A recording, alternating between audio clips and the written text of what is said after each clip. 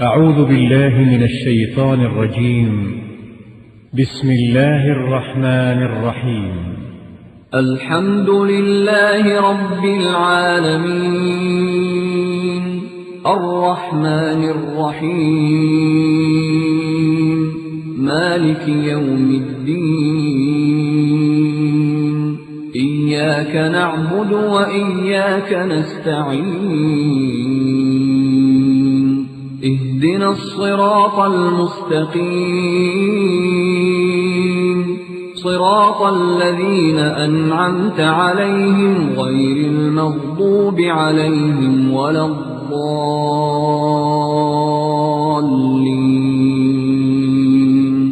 بسم الله الرحمن الرحيم. ألف لام ميم. ذلك الكتاب لا ريب فيه هدى للمتقين الذين يؤمنون بالغيب ويقيمون الصلاة ومما رزقناهم ينفقون.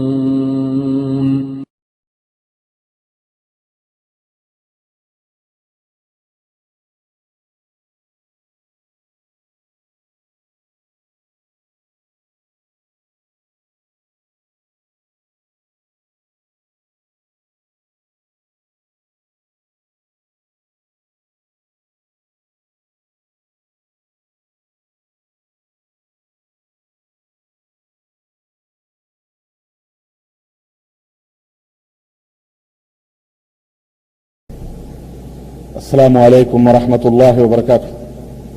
الحمد لله نحمده ونستعينه ونستغفره ونؤمن به ونتوكل عليه ونعوذ بالله من شرور أنفسنا ومن سيئات أعمالنا من يهده الله فلا مضل له ومن يضلله فلا هادي له وأشهد أن لا إله إلا الله وأشهد أن محمدا عبده ورسوله. أما بعد فإن خير الحديث كتاب الله وخير الهدي هدي محمد صلى الله عليه وسلم وشر الأمور محدثاتها وكل محدثة بدعة وكل بدعة ضلالة وكل ضلالة في النار. قال الله تبارك وتعالى في كلامه المجيد: أعوذ بالله السميع العليم من الشيطان الرجيم. بسم الله الرحمن الرحيم. يا أيها الذين آمنوا اتقوا الله حق تقاته ولا تموتن إلا وأنتم مسلمون واعتصموا بحبل الله جميعا ولا تفرقوا. اللهم صل على محمد وعلى آل محمد كما صليت على إبراهيم وعلى آل إبراهيم إنك حميد مجيد. اللهم بارك على محمد وعلى آل محمد كما باركت على إبراهيم وعلى آل إبراهيم إنك حميد مجيد. تمام قسم کی حمد و ثنا کبریائی اور بڑائی اس اللہ عز و جل کے لیے لائق و زیبہ ہے جس نے ہمیں اور آپ کو پیدا فرمایا اور بیش بہا درود و سلام اس ذات مبارکہ مطہرہ پر جن کا نام نامی اسم گرامی احمد مجتبی محمد مصطفیٰ صلی اللہ علیہ وسلم ہے.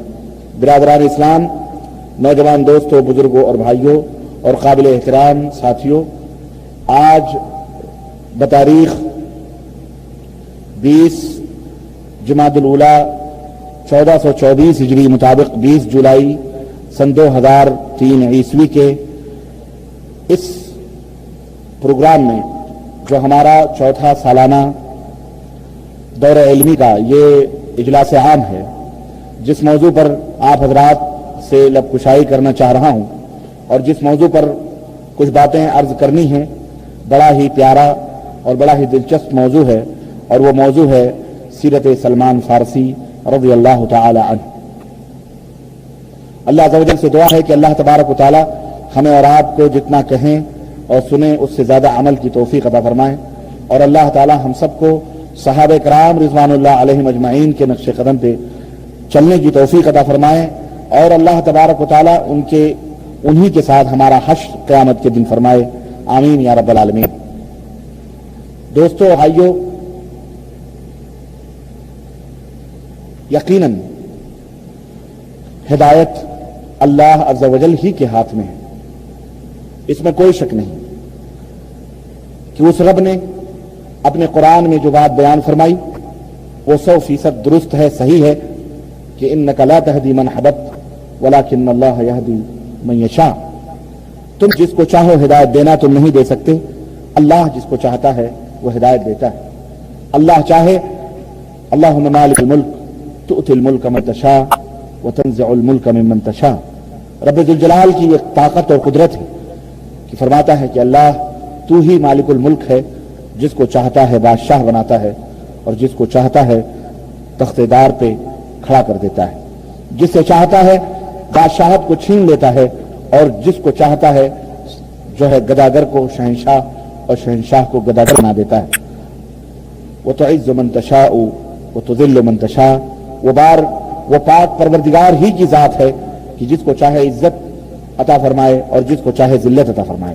دوستو اور بھائیو، اسی اللہ عز و جل کی قدرت اور اللہ عز و جل کی قوت اور اللہ عز و جل کی عظمت کی عظیم شاہکار کے تعلق سے آج کا یہ واقعہ جو ہم اور آپ سماعت کریں گے انشاءاللہ تعالی، اسی عظیم شاہکار اور عظیم اللہ عز و جل کی قدرت کی دلیل اور اللہ تبارک و تعالیٰ کی اس فرمان کی شاہد اور دلیل یہ قصہ اور یہ واقعہ ہے جس میں اللہ عز و جل نے فرمایا کہ میں جس کو چاہوں ہدایت دینا وہی ہدایت پا سکتا ہے، دنیا جس کو چاہے ہدایت دینا اسے ہدایت نہیں مل سکتی. اور اللہ دینے پہ آئے تو بغل میں ایک دیوار کے فاصلے پر بنے ہوئے مکانات، ایک دیوار کا فاصلہ ابو جہل جہنم میں جائے اور اللہ تبارک تعالیٰ کسی کو ہدایت دینے پہ آئے تو فارس کا نوجوان اور روم کا نوجوان آئے اور اللہ اسے ہدایت دے دے. یہ اللہ عز و جل کی دین. اللہ عز و جل چاہے تو دور دور کے کافروں کے دلوں میں اللہ ہدایت ڈال دے اور دور دور کے لوگوں کو جن کا آپ سے کوئی رشتہ اور تعلق ہی نہیں، اللہ انہیں جنت میں جگہ دے اور اللہ انہیں صراط مستقیم عطا فرمائے. اور نہ چاہے تو خاندان کے لوگ، گھر کے لوگ، آپ کے پاس پڑوس کے لوگ اللہ ہدایت نہ دینا چاہے تو انہیں ہدایت نہیں مل سکتی. میرے عزیزو، آج کا واقعہ کچھ اسی قسم کے معاملات سے متعلق ہے. آئیے حضرت سلمان فارسی رضی اللہ تعالیٰ عنہ کی کچھ حقیقتیں اور ان کا ایک بڑا ہی مشہور قصہ جو کتب صحاح کے اندر، صحیح کتابوں کے اندر، احادیث کے اندر موجود ہے، آج میں انشاءاللہ تعالیٰ ان کے اسلام لانے کا قصہ خود ان کی زبانی ہم انشاءاللہ تعالیٰ سنیں گے.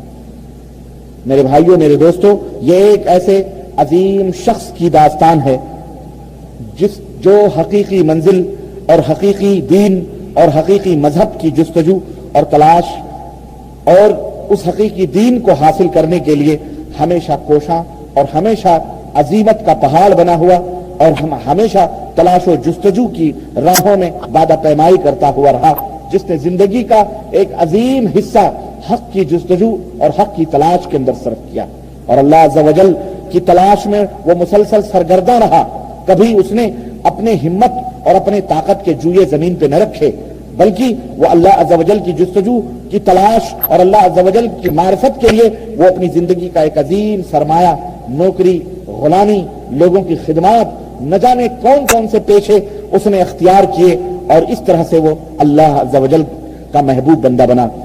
یہ حضرت سلمان فارسی رضی اللہ تعالی عنہ کی کہانی ہے اور میرے بھائیوں، ہم آپ کو انہی کی زبانی ان کی کہانی رکھنے کی کوشش کر رہے ہیں. یقیناً جس طرح وہ آپ بیتی عمدہ انداز سے، عمدہ طریقے سے بیان کر سکتے ہیں، کوئی دوسرا تو یہ انداز نہیں اختیار کر سکتا، نہ بنا سکتا ہے. بلا شبہ اس سلسلے میں جس طرح ان کے اپنے احساسات اور ان کے اپنے انداز بیان اور ان کے اپنے باتوں کی صداقت اور حقیقت ہوگی، کسی دوسرے کو واقعی اس حق کو نہیں ادا کر سکتا جتنا صاحب معاملہ خود اپنے معاملے کو بیان کر سکتا ہے. حضرت سلمان فارسی اپنے ایمان لانے کا قصہ بیان کر رہے ہیں، لیکن اس سے پہلے کہ ہم حضرت سلمان فارسی رضی اللہ تعالی عنہ کی زبانی ان کے اسلام لانے کا واقعہ اور قصہ سنیں، آئیے ہم یہ پتہ لگائیں کہ حضرت سلمان فارسی کہاں کے تھے. حضرت سلمان فارسی کا نام کیا تھا، وہ کس دین اور کس مذہب سے ان کا تعلق تھا اور وہ کس طرح سے مسلمان ہوئے. حضرت سلمان فارسی اصفہان کے علاقے کے تھے. اصفہان ایک علاقہ، وہاں کی ایک بستی جس کا نام اس بستی کا نام جئی تھا، اس بستی کا نام جئی تھا، وہاں کے حضرت سلمان فارسی تھے. ان کا پرانا نام، مختلف نام ان کا آتا ہے، پرانا نام ان کا ہاہوہ تھا، ہاہوہ، اور یہ مجوسی خاندان کے تھے اور آگ کی پرستش اور پوجا ان کے خاندان میں ہوتی تھی. ان کا باپ آگ کا اپنے علاقے کا بہت بڑا زمیندار تھا. چنانچہ حضرت سلمان فارسی رضی اللہ تعالیٰ عنہ جب اسلام لائے تو ان کی کنیت ابو عبداللہ ہوئی اور پورا نام ان کا ابو عبداللہ سلمان الفارسی الخیر کے نام سے یہ معروف ہے.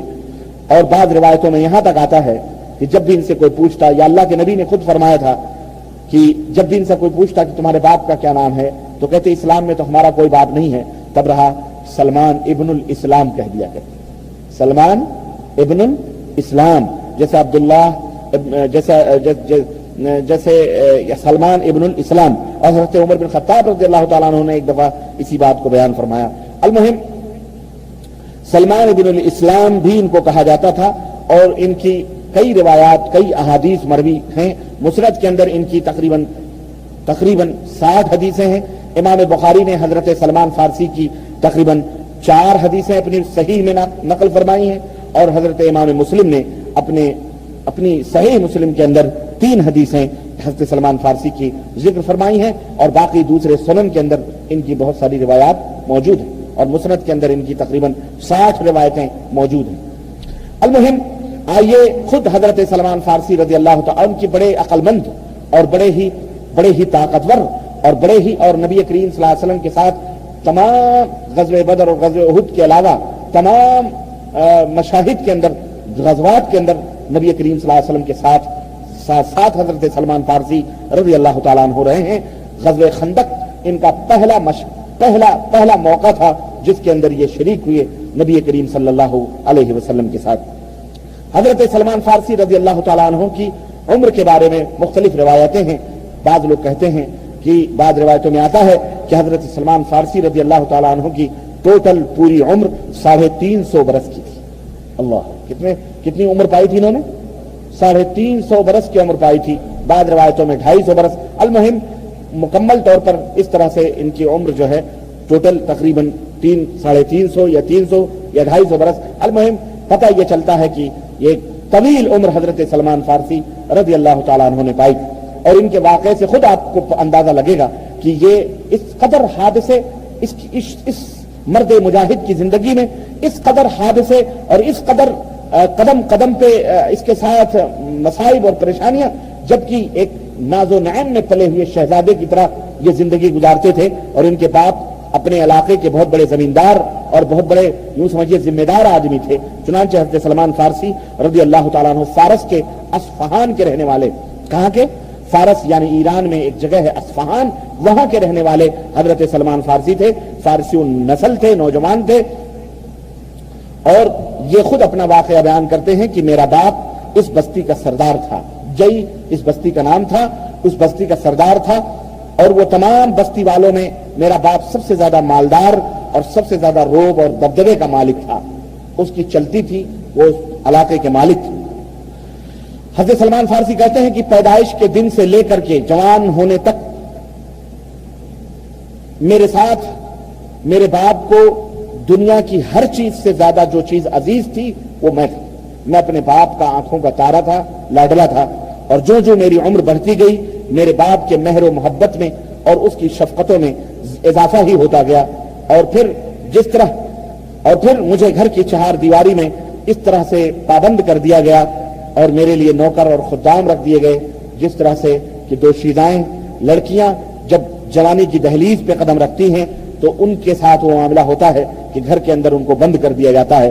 ایسے ہی میرے لیے محل میں چاروں طرف سے دروازے بند کر کے گھر ہی کے اندر میری پرورش شروع ہوئی، اور دوشیزاؤں کی طرح مجھے بھی گھر کے اندر پابند کر دیا گیا.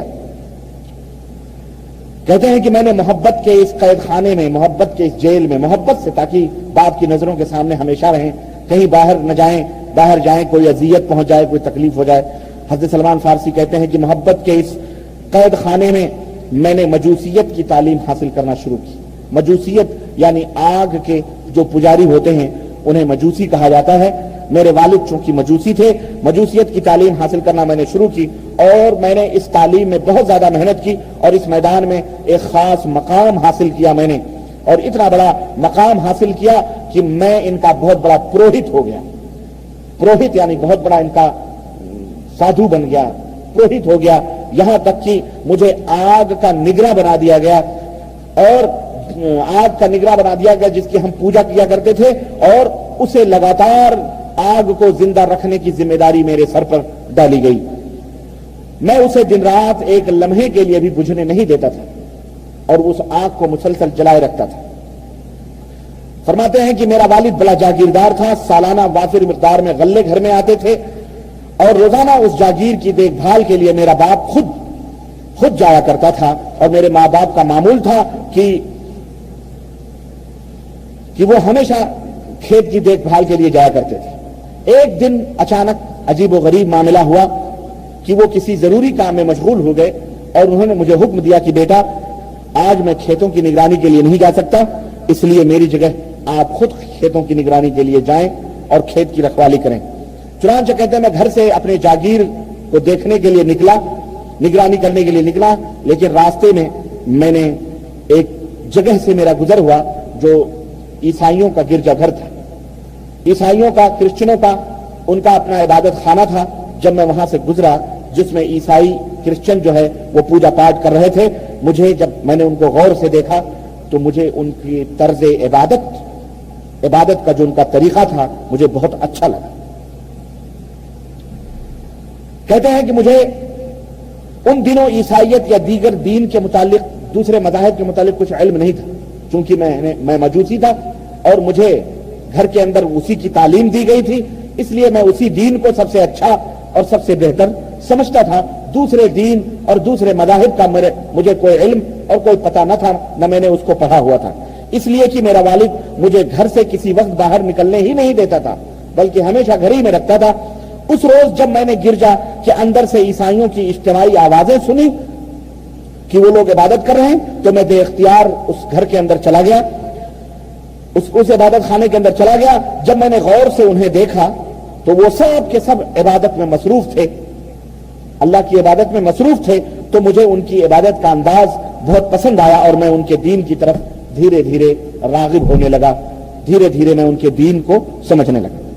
और मैंने अपने दिल में ये सोचा और मैंने अपने दिल से ये कहा कि अल्लाह की कसम, ये दीन तो इससे कहीं बेहतर है जिस दीन पर हम अमल कर रहे हैं, यानी हमारा दीन बदतर दीन है इस दीन के मुकाबले में, ये दीन हमारे दीन से सबसे बेहतर दीन है जो इन्होंने अख्तियार कर रखा है। चुनांचे कहते हैं कि बखुदा मैं गुरूब आफताब तक वहीं पर उन्हीं के साथ रहा और उस दिन खेती बाड़ी की निगरानी के लिए मैं नहीं गया, उन्हीं के साथ रहा। चुनांचे मैंने अहले कनीसा से, चर्च वालों से मैंने मालूम किया, दरियाफ्त किया कि ये बतलाओ कि चूंकि पढ़े लिखे नौजवान थे, ये कहने लगे कि ये बतलाओ कि ये दीन, जिस दीन के ऊपर तुम अमल कर रहे हो, इस चर्च में इबादत कर रहे हो, इसका सेंटर कहां है, इसका मरकज कहां, इसका सेंटर और इसका मरकज बतलाओ कहां। उन्होंने मुझे बताया कि हमारा मरकज मुल्क शाम में है। कहां? ईरान, और कहां? शाम, जो इस वक्त का सीरिया जिसको कहा जाता है, मुल्क शाम में। चुनांचे हज़रत सलमान कहते हैं कि जब रात हुई और सब अपने अपने घर लौटने लगे तो मैं भी चर्च से अपने घर लौट करके आया, तो मेरे वालिद ने मुझे बुलाया और मुझसे पूछा कि बेटे, दिन भर आपने कौन कौन से काम अंजाम दिए हैं, खेत देखने के लिए गए थे, आपने क्या काम किया। मैंने अर्ज किया कि अब्बा जान, आज खेतों की तरफ जाते हुए मेरा एक चर्च से के पास से मेरा गुजर हुआ और मैंने अंदर जाकर के देखा तो कुछ लोग उस चर्च के अंदर इबादत में मसरूफ थे। मुझे उनकी इबादत का जो तरीका और उसका अंदाज बड़ा अच्छा लगा और बहुत पसंद आया और शाम तक मैं उन्हीं के पास बैठा। मेरा बाप ये बातें सुनकर घबरा गया। हज़रत सलमान फारसी कहते हैं कि मेरा बाप ये बातें सुनकर के घबरा गया और उसने अपना दिल पकड़ करके कहा, बेटा, उस दीन में कोई खैर भलाई नहीं, उस दीन में कोई खैर भलाई नहीं, तेरे बाप दादाओं का जो दीन है उसी को लाजिम पकड़, ये सबसे बेहतर दीन, ये सबसे बेहतर और सबसे अच्छा दीन है, क्योंकि ये बाप दादाओं का दीन है और वो दीन बेकार दीन है, उस दीन में कोई खैर और भलाई नहीं। हज़रत सलमान फारसी कहते हैं कि मैंने कहा, अब्बा जान, आप जो बात कह रहे हो गलत कह, हरगिज, बल्कि उनका दीन, अल्लाह की कसम, उन लोगों का दीन हमारे दीन से कहीं ज्यादा बेहतर और बहुत बेहतर दीन है। जब मेरे बाप ने यह बात सुनी تو میری جانب سے یہ جواب سن کر بہت پریشان ہوا، اسے اندیشہ لاحق ہو گیا کہ کہیں میں اپنے آبائی دین سے منحرف نہ ہو جاؤں اور باپ داداؤں کا دین نہ چھوڑ دوں. سمجھ رہے ہیں؟ پریشان ہو گیا وہ. چنانچہ اس نے مجھے پھر گھر کے اندر قید کر دیا اور کہا اب تم، اور میرے پاؤں کے اندر زنجیریں ڈال دی اور کہا اب تم اس گھر سے باہر نہ نکل. دیکھیں مصائب کی ابتدا ایک حق بات کو اختیار کرنے پر کتنی ہوتی ہے. اور آپ حضرات بھی اپنے ذہن و دماغوں میں اس واقعے کو بٹھائیں. اس واقعے کے بتلانے کا مقصد یہ ہے کہ دیکھو جستجو حق آدمی کو جب اس کے دل میں یہ جذبہ ابھر جاتا ہے تو دنیا کی کوئی طاقت حق اپنانے سے اسے روک نہیں سکتی. اور جب آدمی کے دل پر اللہ مہر لگا دے اور وہ جس دین پر یا جس مذہب پر قائم و دائم ہے اسی کو وہ حق سمجھے اور باپ داداؤں کو دیکھے گا تو وہ جہنم میں اسی حساب سے جائے گا جس حساب سے تقلید آبا و اجداد کرنے والے جاتے ہیں. اور انہیں ہدایت نہیں مل سکتی. جو یہ سوچ کے بیٹھے کہ ہمارے باپ داداؤں کا یہی دین، حق نہ ڈھونڈے، نہ حق کی جستجو اور تلاش کرے، نہ حق کے بارے میں غور و فکر کرے، تو اس کا حق کیا ہوتا ہے؟ لیکن جو حق کو اپنانے کی کوشش کرتے ہیں ان کے ساتھ باطل پرست کیا سلوک کرتے ہیں وہ نظارہ بھی دیکھتے چلیں کہ اس طرح سے حق والوں کی راہوں میں ایسے باطل پرست ہر دور میں ہر زمانے میں ٹکراتے رہے ہیں. کہتے ہیں میرے پاؤں میں زنجیریں ڈال دی گئی، مجھے گھر کے اندر قید کر دیا گیا کہ نہ میں گھر سے باہر نکلوں اور خلاص نہ میں کسی سے ملاقات کروں. کہتے ہیں کہ ایک دن مجھے موقع ملا تو میں نے چرچ کے پادریوں میں کو یہ پیغام بھیجوایا اور ان سے کہلوایا کہ جب کوئی ملک شام کو جانے والا قافلہ ملے تو اور آپ کو معلوم ہو تو براہ کرم مجھے اطلاع پہنچا دینا، مجھے بتا دینا کہ قافلہ آ چکا ہے اور ملک شام کی طرف روانہ ہوگا. کہتے ہیں کہ تھوڑے ہی دنوں کے بعد میں ایک قافلہ ہمارے اس بستی میں پہنچا جو شام کو جا رہا تھا اور چرچ والوں نے مجھے اطلاع کر دی. چرچ والوں نے جب مجھے بتلایا تو مجھے رات کا وقت مجھے غصہ لگا اور مجھے جوش ہوا کہ میں ملک شام جاؤں اور اس دین کو حاصل کروں جس دین کو حاصل یہ چرچ میں بیٹھے یہ لوگ کر رہے ہیں. کہتے ہیں میں نے بہت زور لگایا اور زور سے میں نے جھٹکا دیا اور وہ زنجیر اپنی جگہ سے نکل گئی. اللہ بھی مدد کرتا ہے، اللہ بھی مدد کرتا ہے. کہتے ہیں کہ جب میں نے زور سے جھٹکا دیا تو زنجیر ٹوٹ کر دور جا گری اور میں نہایت ہی خاموشی کے ساتھ چپکے سے سب کچھ، محل کو، دولت کو، باپ دادا کے اس ناز اور نعم کو اور ماں کو، باپ کو، سب کو، بھائی کو، بہن کو، سب کو میں حق کی جستجو کے لیے ترک کر دیا اور چھوڑ کر کے میں خاموشی سے اپنے باپ کے اس محبت کے محل سے میں دور ہوتا گیا اور چند دنوں کے بعد میں ملک شام پہنچ گیا. اللہ، چند دنوں کے بعد میں ملک شام پہنچ گیا. وہاں میں نے دریافت کیا، لوگوں سے پوچھا کہ لوگوں مجھے یہ بتلاؤ کہ اس ملک میں سب سے اعلیٰ مذہبی شخصیت کون ہے، سب سے اعلیٰ ٹاپ کا مذہبی آدمی کون ہے. یہاں بھی ہمیں بہت سارے درس ملتے ہیں کہ جب بھی حق کی جستجو کرنی ہو، تلاش کرنی ہو تو پھر نیچے نہیں بلکہ ٹاپ کی جو چیزیں ہیں ان کو دیکھی جائے. تمہیں اگر صحیح دین حاصل کرنا ہے تو اس کو ڈھونڈو، اس کو تلاش کرو جس کو سب بڑا مانتے ہیں.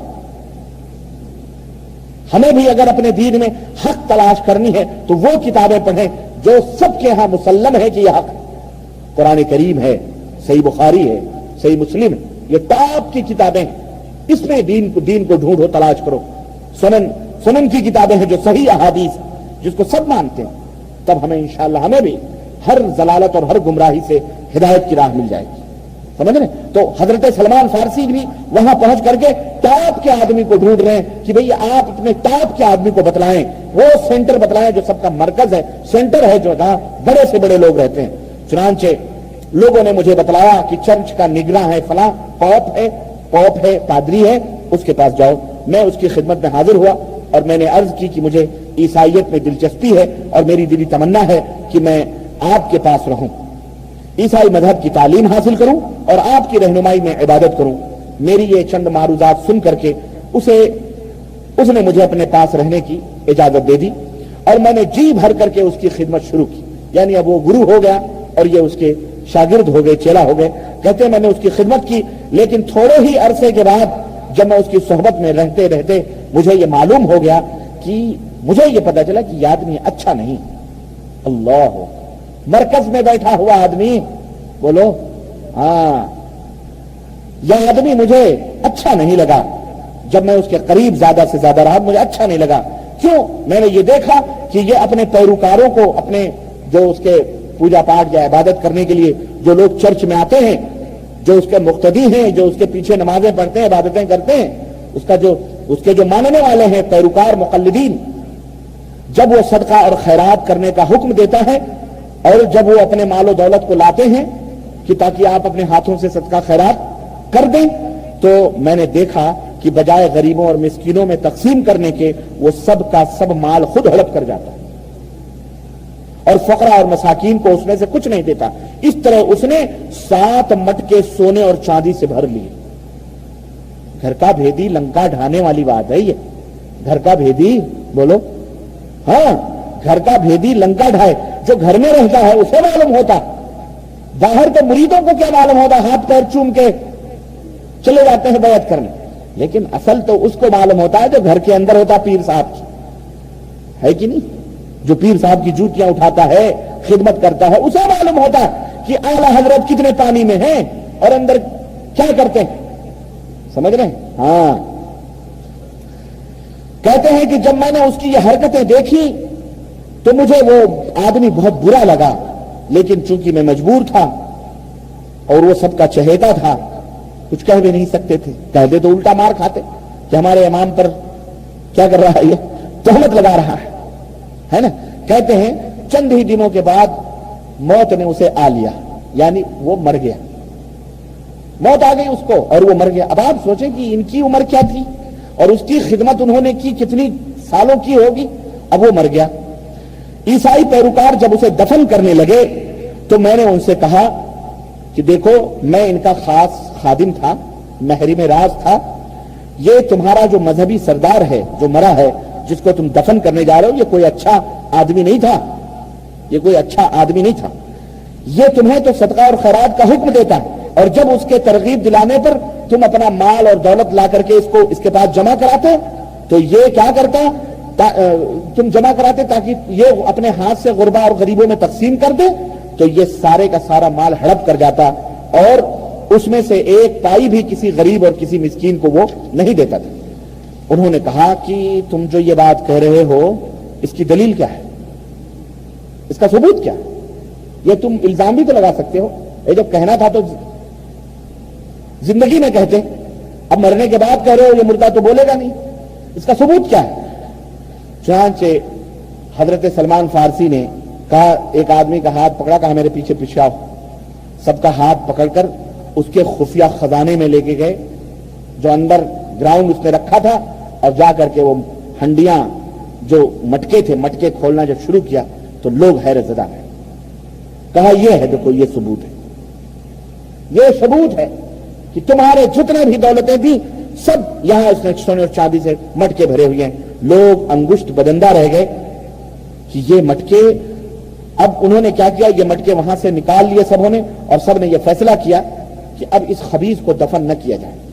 دیکھو، مریدوں کو جب تک حالات کا پتہ نہیں ہوتا تب تک تو بیچارے ان کے پیچھے پیچھے چلتے ہیں، ہاتھ پاؤں چومے، ہے نا. لیکن جب اندر کا بھیدی پتہ بتا دے کہ یار یہ ایسا، اور ثبوت بھی پیش کر دے، تو ایک باغیرت لوگوں کا شیوا کیا ہونا چاہیے؟ یہ ہونا چاہیے جو یہ عیسائی اپنے پیر کے ساتھ کر رہے ہیں. انہوں نے کیا کہا اس مردود کو دفن نہ کیا جائے بلکہ اس کو سولی پر، صلیب پر لٹکا کر اس کے اوپر پتھر برسائے. اس کے اوپر کیا برسایا ہے؟ پتھر برسائے جائیں. چنانچہ بلاخر اس کے ساتھ حضرت سلمان فارسی کہتے ہیں اس کے ساتھ یہی سلوک کیا گیا. مسلمانوں، یہ تمہارے لیے بھی درس ہے. حضرت سلمان فارسی رضی اللہ تعالیٰ عنہ کا یہ درس بھی تمہارے لیے ہے کہ آج بھی پیروں فقیروں کے، اور اللہ تعالیٰ نے قرآن کریم میں کیا فرمایا، یا ایھا الذین آمنوا ان کثیرا من الاحبار والرہبان لا یأکلون اموال الناس بالباطل ویصدون عن سبیل اللہ. اے وہ لوگوں جو ایمان لائے ہو، بہت سارے پیر مولوی، بہت سارے علامہ بننے والے، بہت سارے پیر پگاڑے لَيَأْكُلُونَ أَمْوَالَ النَّاسِ لوگوں کا مال کھاتے ہیں بالباطل حرام طریقے سے. کس طریقے سے؟ حرام طریقے سے کھاتے ہیں. وَيَصُدُّونَ عَن سَبِيلِ اللَّهِ اور سیدھی راہ جو اللہ کی ہے اس میں آنے سے لوگوں کو روکتے. مت جاؤ وہابیوں کا جلسہ ہو رہا, وہابیوں کی مجلس, مت جاؤ, گمراہ ہو جاؤ گے. ہاں اس کی باتیں سنو گے غلط راہوں پہ چلے جاؤ گے. مت جاؤ ان کی مجلسوں میں, مت کرو ان سے یہ بد مذہب لوگ ہیں, یہ گمراہ لوگ ہیں. ہاں ان کا کوئی مذہب نہیں, ان کا کوئی امام نہیں, یہ غیر, یہ فلاں فلاں ہیں, وہابی ہیں, نہابی ہیں, پتہ ہے کیا. سمجھ آئی کہ نہیں آئی؟ ہاں. وَيَصُدُّونَ عَن سَبِيلِ اللَّهِ اور اللہ کی راہوں میں آنے سے لوگوں کو روکتے ہیں. لوگ چاہتے ہیں کہ حاضر ہوں لیکن اس امت کے برے برے علماء انہیں روکتے ہیں, مت جاؤ, گمراہ ہو جاؤ. یہی شیوا تھا. لیکن میں کہتا ہوں کہ اگر ان لوگوں کو پتا چل جائے, عوام کو یہ بتلا دیا جائے جیسے سلمان فارسی نے کھول کے بتلا دیا. اب زندگی میں نہیں بتلایا بیچارے, مرنے کے بعد ہی صحیح, دلیل موجود ہو تو زندگی کیا اور موت کیا. سمجھ آئی کہ نہیں ہے؟ بلکہ موت کے بعد ہی بہتر ہے. کیوں؟ اس لیے کہ زندگی میں ہو سکتا ہے کہ وہ ادھر ہیر پھیر کر لے, کاٹ چھانٹ کر کے کہے نہیں جھوٹ بولتا ہے. ابھی 7 مٹکے اگر وہ چھپا دیتا تو سلمان فارسی جھوٹے ہو جاتے.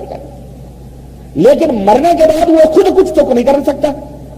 لیکن اس کے جو عقیدت مند ہیں جب حقیقت کھولیں گے اور پتہ چلے گا خلاص وہی جوتے ماریں گے.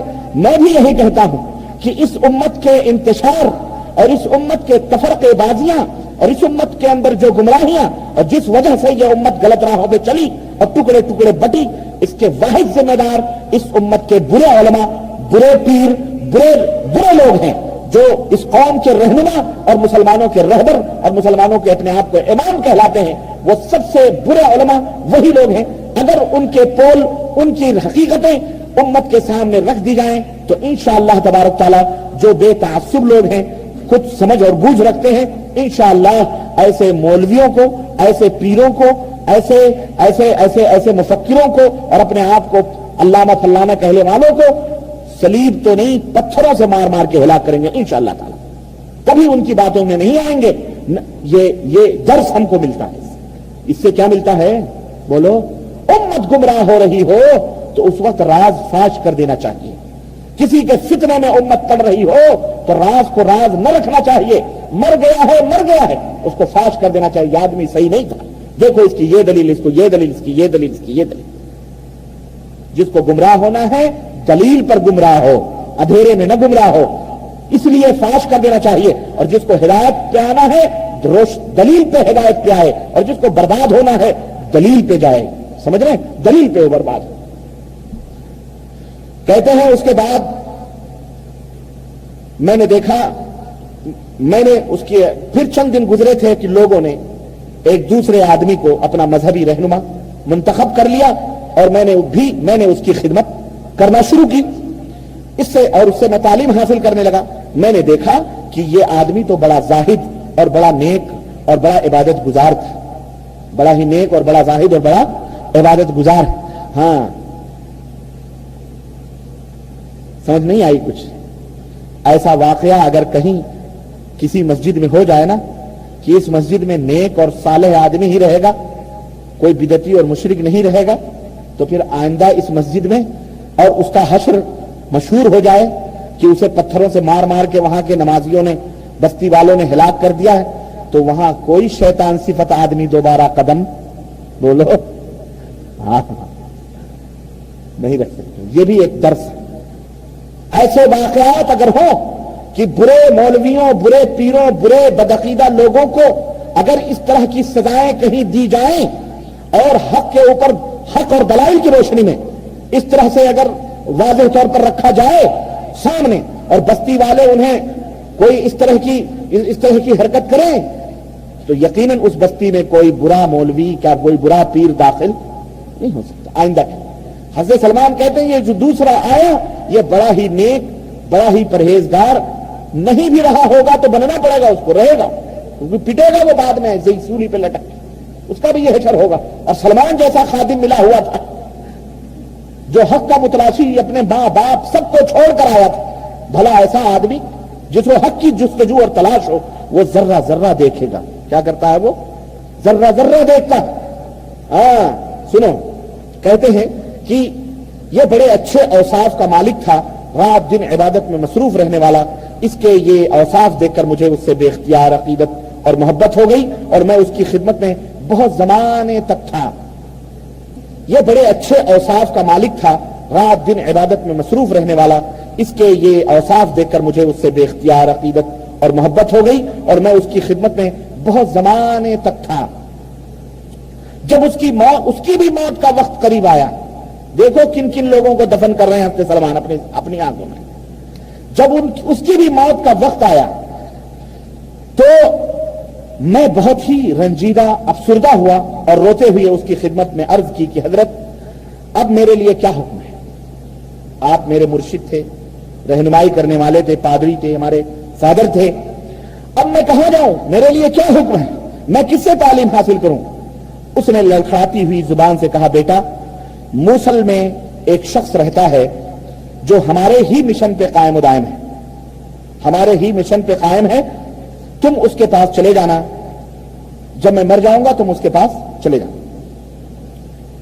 چنانچہ جب یہ میرا مذہبی رہنما فوت ہو گیا تو میں تجہیز و تدفین سے فارغ ہو کر اس چرچ کو چھوڑا اور سیدھا موصل جو شام ہی کا ایک شہر ہے وہاں میں پہنچ گیا اور وہاں گیا. اس شخص سے ملاقات کی جس کے متعلق میرے اس مرشد نے بتایا تھا. میں نے اپنا تعارف کرایا. تعارف کرانے کے بعد عرض کی کہ مجھے فلاں پادری نے مرنے سے پہلے وصیت کی تھی کہ میں آپ کی خدمت میں حاضر ہوں، حاضر ہو کر مذہبی تعلیم حاصل کروں.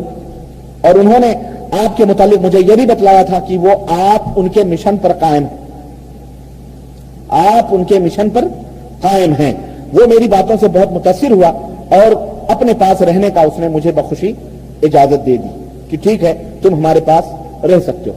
میں نے اس پادری کو بھی بہت بہتر پایا اور بہت اچھا پایا. یہ بھی پہلے مذہبی رہنما کی طرح زاہد، عابد، متقی اور خدا ترس انسان تھا. ایک بات آپ دیکھیں کہ پادری جو اچھا ہے وہ ان کو اسی چرچ میں رہنے کا حکم نہیں دے رہا ہے بلکہ اپنے ہی کسی دوست کی طرف رہنمائی کر رہا ہے. اور کیا کہہ رہا ہے؟ تم فلاں کے پاس جانا. کیوں؟ اس لیے کہ وہ میرے مشن پر کام کر رہا ہے. یعنی جو چرچ میں دوسرے ٹائپ کے لوگ تھے وہ اس کے مشن پہ، بولو ہاں، یہ کچھ خاص قسم کے بندے تھے اللہ کے جو غالباً حضرت عیسیٰ علیہ السلام کے دین پر قائم و دائم تھے. گھٹالے والے نہیں تھے یہ.